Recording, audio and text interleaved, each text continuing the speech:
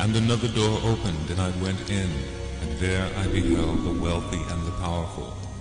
And I heard the people say, "We will do many things in the name of the Lord, therefore we will be righteous.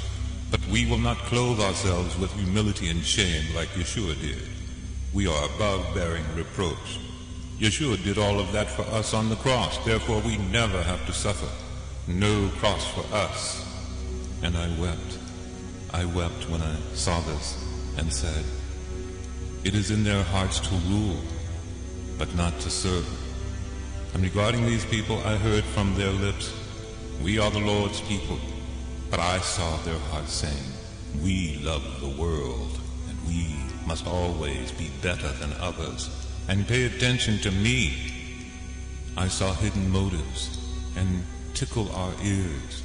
But when the truth came, they shouted radical and revenge. "We will have our way with you." And they threw me out of the place. The Lord showed me the instigator and said, "Demonic." And I pondered these people in my grief, and the Lord said to them, "Because you have despised the small things, and opted instead for the big, behold, you will hear the Lord's voice in the fire, before you hear his voice in the breeze. Who will despise the day of small things?" And as I continued to ponder these people, I contemplated the deception they lived in, and how they bore the fruit of being illegitimate children, and of entering into the sheepfold through another door. And the Lord spoke to me concerning this, and he said, "These are gods that the people have invented through vain imaginings and using my word, twisting it to fit the pattern they desire. Because they refuse to pay the price in order to know the true God, they've had to invent a God that will cater to them. The evidence of this is in the fruit they bear. Those who invent such gods will eventually be given over to them. Do not be surprised how passionately they will defend these gods they've created through their own vain imaginings." Then the first door opened again, and I went in, and there I encountered Jezebel. And she persecuted me for many days, and I saw those with itching ears in this place. And they said, "What is the Lord saying? And behold, the newest thing." When the Lord came to them with encouragement, they said, "Yes, yes." But when the hard message came, and the cross was shown, they said, "No."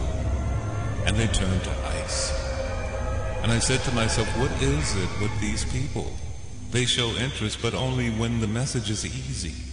Surely they'll be taken captive by a seducing spirit. And the Lord said, "Void of the cross, void of the fire, and void of the spirit, immature perpetual babes grasping, I want, and the Lord is not truly their shepherd." And I grew very weary, and was overcome with fatigue, and the Lord said to me, "Say that which I put in your mouth." So I turned to the house and said, 30 days.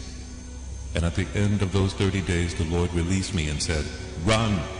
So I ran, and that door was shut forever behind me, and I was granted respite and a time of regathering my strength. And another door was opened for me, and I went in, and I saw a busy place, where the pace was fast, and where the work of two was given to one to perform. And I saw the powerful in this place, and each one wore their trophies with their name.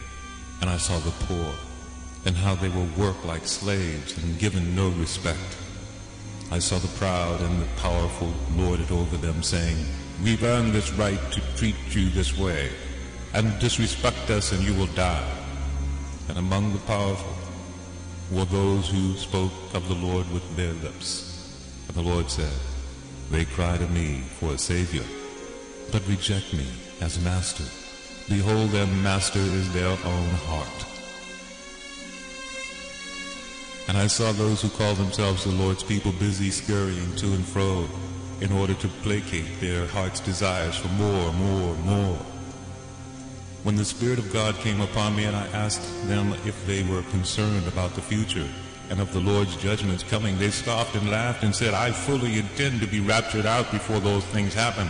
Only let me grab all I can now while I'm able to, even if it's at the expense of the poor.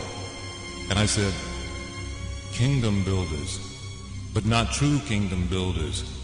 And I heard those who call themselves the Lord's people lament about their problems, and my heart was moved with compassion for them. And I went to them to encourage and comfort them, and they said, a know-it-all and a big head, you tend to your life and I'll tend to mine, although I want your attention focused on my problems and how awful my life is. And I said to myself, theirs is not the cross of the Lord. Surely no comfort can be given. And I saw these people stretched out in every direction like the arms of an octopus, the demands of life requiring it so. And I said to myself, confusion and no peace. And I saw them throw heavy yokes on people who were already overburdened, saying, we require it so, and no mercy.